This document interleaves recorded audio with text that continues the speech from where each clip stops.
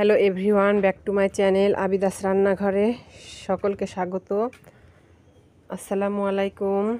কেমন আছো বন্ধুরা? আই হোপ সকলে ভালো আছো। আমিও আমার পরিবার নিয়ে ভালো আছি। আজকে আমি তোমাদের সঙ্গে শেয়ার করব ছোলা বুট ভাজার রেসিপি। তো আজকে আমি ছোলা বুটগুলো বালু দিয়ে ভেজে নেব। তো এই বালু দিয়ে ছোলা বুট ভাজা কিন্তু অসম্ভব মজার একটি খাবার। আর এই ছোলা বুট ভাজা কিন্তু আমরা সবসময় যখন শপিংয়ে বা বাহিরে যাই তখনই কিন্তু এগুলো আমরা কিনে খেয়ে থাকি। আপনাদের ভাইয়া খুবই পছন্দ করে। আমরা যখন বাহিরে যাই ওই মোড়ের দোকানে এক মামা এই ছোলা বুট বাদাম এগুলো ভাজে। যখনই আমরা বেরোই আসার সময় এই ছোলা বুট কিন্তু কিনবেই। খুবই পছন্দ করে আপনাদের ভাইয়া এই ছোলা বুট ভোনা। তো এই তো আমি ছোলা বুটগুলো প্যাকেট থেকে বাটিতে নিয়ে নিয়েছি। এখন এর ভিতরে দিয়ে দিচ্ছি কিছুটা খাবার সোডাটা অবশ্যই দিতে হবে ছোলা বুট ভুনা ভাজার সময়, কারণ এটা দিলে ছোলা বুট কিন্তু কখনোই শক্ত হওয়ার কোনো চান্স থাকে না। বুটগুলো ভাজলে কিন্তু একদমই নরম হয়, খেতে মুচমুচে যেমন, আর যখন চাওয়াবো তখন কিন্তু একটি খুব নরম হয়ে থাকবে, মুসমুস করে ভেঙে যাবে। আর স্বাদ মতো লবণ দিয়েছি, লবণটা দিয়ে সামান্য পরিমাণে একটু পানি দিয়ে ভালোভাবে ছোলাগুলোকে মেখে নিতে হবে, যাতে সমস্ত ছোলা বুটের গায়ে যে খাবার সোডাটি দিয়েছি আর লবণ সেটা মিশে যায় সুন্দরভাবে। তো বুটগুলো কিন্তু আমি মেখে নিয়েছি। আর এদিকে আমি গ্যাস ওভেনটা অন করে দিয়ে একটি কড়াইতে বালু দিয়ে দিয়েছি। বালুটা দিয়েছি অল্প করেই। তো বালুটা কিন্তু একবারে গ্যাসের ফ্লেমটা হাই হিট করে একবারে ধোয়া ওটা গরম করে নিতে হবে। কম গরম করলে কিন্তু ছোলা বুটটা ভাজা ভালো হবে না, ফুটবে না একদম। এই জন্য এটাকে একদম ধোয়া ওঠা গরম করে নিতে হবে। তো এই তো আমি বালুগুলোকে একটু নেড়ে চেড়ে দিয়েছি। আর বালুগুলো কিন্তু আমি সেকে নিয়েছি, কারণ বালুর ভিতরে কিন্তু অনেক ময়লা থাকে, তারপরে শামুক ঝিনুক এগুলো থাকে। তো বালুগুলো আমি কিন্তু সেকে পরিষ্কার করে নিয়েছি একটা চালনা দিয়ে। তো এই তো আমি কয়েকটা ছোলা দিয়ে দেখছি টেস্ট করে যে বালুটা কিন্তু ঠিকঠাক গরম হয়েছে কি না। তো বালুটা কিন্তু গরম হয়ে গিয়েছে।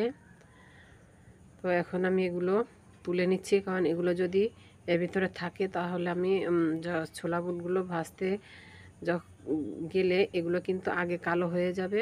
তো এই তো আমি বালুগুলো আবারও একটু নেড়ে চেড়ে নিচ্ছি। আর বালু থেকে দেখেন একদম ধোঁয়া উঠছে।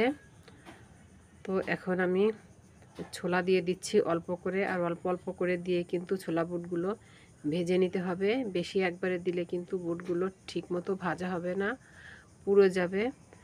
তো এই তো কিছুটা বুট আমি দিয়ে দিয়েছি। এখন আমি পাটকাঠি নিয়েছি, পাটকাঠি দিয়ে ছোলাগুলোকে ভালোভাবে নেড়েচেড়ে ভেজে নিতে হবে। আর আমি কিন্তু ওই ছিদ্রযুক্ত চামচ নিয়েছিলাম, ওটা দিয়ে কিন্তু নাড়তে আমার কাছে ভালো হলো না, মানে সুবিধা মনে হলো না।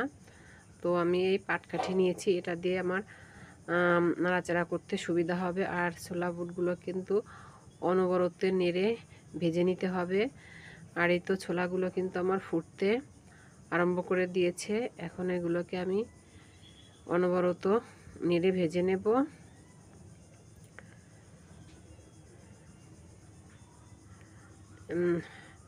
তো এই তো বুটগুলো কিন্তু আমার সুন্দরভাবে সবগুলো বুটই কিন্তু মুখটা ফুটে গিয়েছে, আর সুন্দর একটা সাদা কালার চলে এসেছে বুটগুলো ফুটে।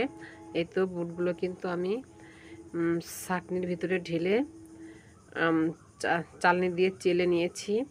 আর এই তো পরবর্তী ব্যাজের বুটগুলো কিন্তু আমি দিয়ে দিয়েছি বালুর ভিতরে।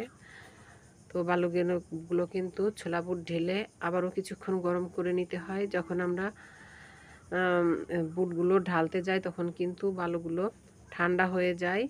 আর ঠান্ডা হলে পরবর্তী বুটগুলো কিন্তু ভালো করে ফুটবে না। তো যতবারই আমরা বুটগুলো ঢেলে নেব ততবারই একটু করে গরম করে নিতে হবে বা ছোলা দেওয়ার আগে। তো আবারও কিন্তু আমি 2 মুঠ বুট দিয়ে দিয়েছি। এখন এগুলোকেও একইভাবে নেড়েচেড়ে ভেজে নেব। কোনোভাবেই কিন্তু নাড়াটা অফ করা যাবে না, অনবরত নাড়তে হবে, তা না হলে কিন্তু বুটগুলো পুড়ে যাবে, কালো হয়ে যাবে, আর খেতে কিন্তু ভালো লাগবে না, তিতা লাগবে। তো ওগুলো কিন্তু আমি ঢেলে নিয়েছি আর চালনি দিয়ে চেলে নিয়েছি। আর এখন আমি যেগুলো ছিল একবারেই দিয়ে দিয়েছি। আর এখন কিন্তু আমি বেশি করে বুট দিয়েছি, তাই দেখেন আমার বুটগুলো কিন্তু কিছুটা কিন্তু কালো হয়ে গিয়েছে আর কিছু ফুটেছে। এই জন্য সবসময়ের জন্য অল্প অল্প করে দিয়ে বুটগুলো কিন্তু ভেজে নিতে হবে। তো এই তো আমার বুটগুলো কিন্তু ভাজা হয়ে গিয়েছে। তো এখন একটু নেড়ে চেড়েই কিন্তু নামিয়ে নিলে আমার বুটগুলো কিন্তু ভাজা কমপ্লিট হয়ে যাবে। তো বুটগুলো কিন্তু আমি এখন নামিয়ে নিচ্ছি আর বালু থেকে চেলে নিয়েছি সমস্ত বুটগুলো। এখন এই তো আর একটি চালনির ভিতরে কিন্তু আমি নিয়ে নিয়েছি। দেখেন মাশাল্লাহ কতটা সুন্দর হয়েছে আমার বুটগুলো ভাজা। এখন আমি একটি পরিষ্কার কাপড় নিয়ে বুটগুলোকে এভাবে সুন্দর মতো চটকিয়ে চটকিয়ে কাপড় দিয়ে বালুগুলো ছাড়িয়ে নেব, কারণ এর খোসার ভিতরে কিন্তু বালু ভরে থাকে, তখন খেতে গেলে কিন্তু অসুবিধা হবে, বালু গালে বাজবে। তো সুন্দরভাবে ডলে ডলে এগুলো কিন্তু বালু ভেঙে নিতে হবে এর ভিতর থেকে। তো আমার ছোলা থেকে কিন্তু বালু ভেঙে নেওয়া হয়ে গিয়েছে।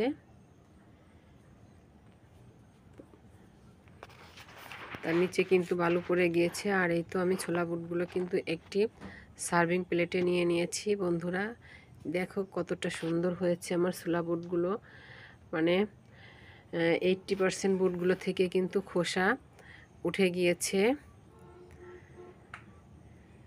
তো এই তো এই বুটগুলো কিন্তু খেতে কিন্তু অসম্ভব ভালো লাগে। বন্ধুরা ছোলা বুট ভাজা কে কে খেতে পছন্দ করো অবশ্যই কমেন্ট করে জানিও। আজকের মতো নিচ্ছি বিদায়, আল্লাহ হাফেজ।